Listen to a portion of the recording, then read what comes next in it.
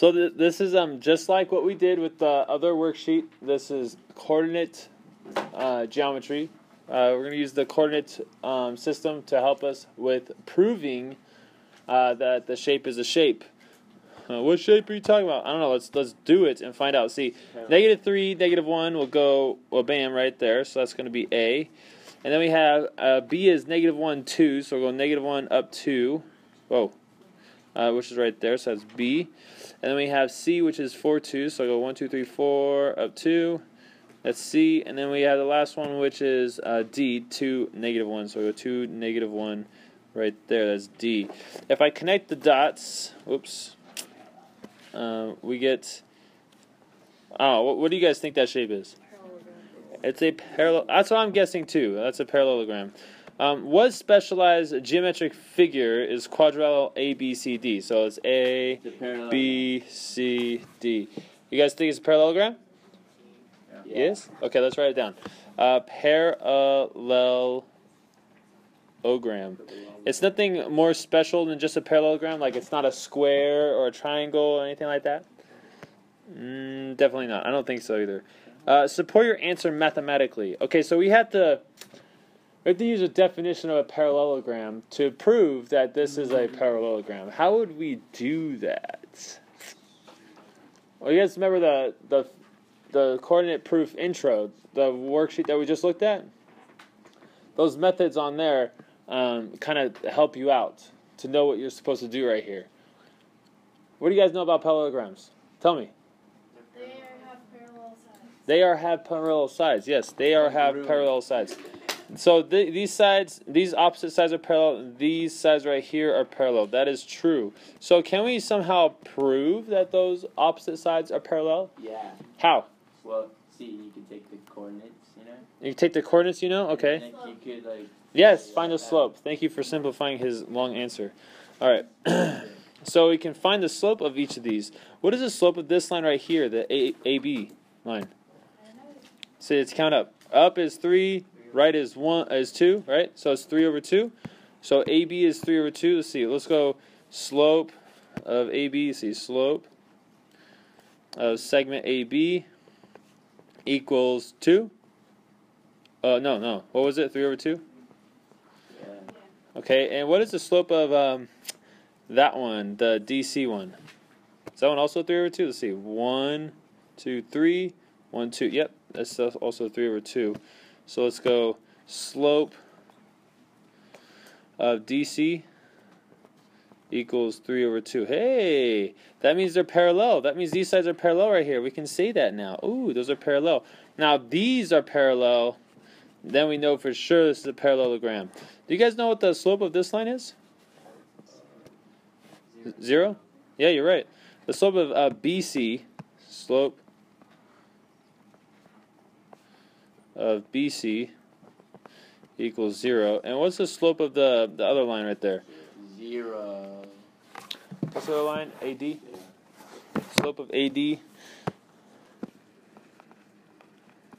equals 0. Hey, that means those are also parallel. So we can write little parallel markings right there also. Okay, so opposite sides are parallel. Boom. Proved. That is a parallelogram. But that wasn't the only thing that we could have done. We could have done other things. We could have said that opposite sides are congruent.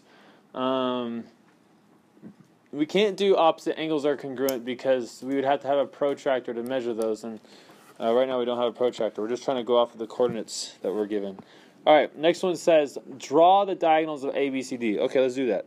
Let's do it in green. Okay, so I'm going to go bam, bam. Okay, so there's my diagonals. Find the coordinates of the midpoint of each diagonal. What do you notice? Well, it's in the middle of a square. No, that's not a square. We just proved that it's a parallelogram. We haven't proved that it's a square, though. No, but the exact it's clearly not a square. No, it's not. They're in the middle of the box. Is it? Okay, let's find AC. So AC is my first diagonal. What is the midpoint of AC? Well, I know A is -3, -1, and C is 4, 2. Do you guys know how to find the midpoints between those two? You have to do the midpoint for them? Yeah. So we take that and that, add them together, divide by 2. So -3 plus 4 divided by 2. and we go that and that. Add those together, -1 plus 2, then divide that by 2. What do I get? Let's see, -3 and 4, that's 1. Divided by 2 is 1/2. That, I add those together, I get 1 on top and 2 on the bottom. Okay, so that's 1/2 and 1/2. Alright, what about the other one? The other diagonal is BD. Right? That goes from B to D. Yeah. Okay, what is B? What's the coordinates of B? -1, 2? No, -1, 2. Yeah. And D is 2, -1, right? Right? What's the, let's see, I'm going to draw a little wall right here. What's the midpoint of those two? Let's see. That's -1 plus 2. So I'm adding the two x's together and then dividing them by 2 to find the middle x. And then I add the two y's together, which is 2 plus -1, and then I divide that by 2 also. Hey, what's -1, -2? Oh, no. Okay, divided by 2. And that's, the same thing right here. So that's 1 divided by 2. Hey, what do you guys notice about these midpoints? They're congruent. They are the same. Congruent. No, they're numbers, so you can say that they're the same. They're equal. They're the same. They're exactly the same. Congruent is different, used in different contexts. Okay, the next one says, find the slopes of the diagonals. Okay, well, here's my diagonal AC, there's my other diagonal BD. Let's find their slopes. Actually, I like to do it off the picture. So let's do AC first. I'm going to do this in red. See, AC equals, slope. AC, let's see. AC is right here. I have to count up 1, 2, 3. I have to count, okay, it rises 3. What's my run? 7. Yep, 7. Okay, so we got 3 over 7. And then we have BD, a slope of BD. What's that one going to be? Let's see. That's this line right here. So I'm going to go down first. 1, 2, 3. Okay, so it's -3. And what's my run? 1, 2, 3. My run is also 3. Well, it's +3. So it's -3 over 3, which simplifies to -1. What do you guys notice about these two slopes? How are they different? How are they the same? One's positive, one's negative? Yeah. Yeah. That's what I noticed. One is positive. I'll do a positive sign, put parentheses. One is positive, one is negative. Okay, that's what I noticed. Let's go on to the next one. The diagonals of ABCD create 4 small triangles. Okay, let's see that. Yeah, there's one right there. There's one at the top of it. Yeah, there's 2 on the side. Okay, that's 4. How many of these triangles congruent to any of the, what? Oh, no, are. I'm like adding words. Are any of these triangles congruent to any of the others? Why or why not? Are any of these congruent to each other? No? You don't think so? Yes? Yeah. You do think so? Wait, which one? I don't know. Which ones are congruent? The top and The top and bottom? Are you talking about the triangles that it makes? Yeah, the triangles. The top and bottom and the side and side. Alright, cool. I'm going to help you guys out if you can't see it. Okay, here's the bottom one, and here's the top one. We can add some markings to these to kind of help us out. I'm going to use red because actually it pops more.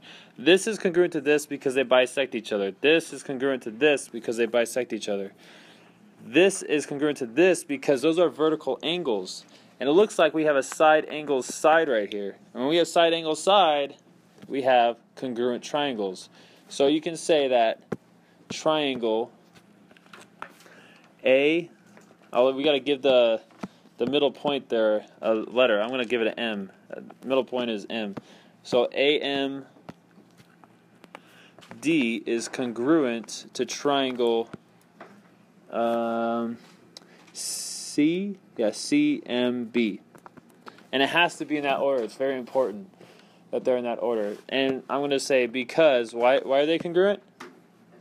Side angle side. Now that's a lot of reviewing right there. That's looking at congruent shapes and proving them congruent. And then actually we can do the same thing with the 2 side triangles, but I don't have enough space, so we're just going to leave it at that. Any questions? Awesome. Hope it helps.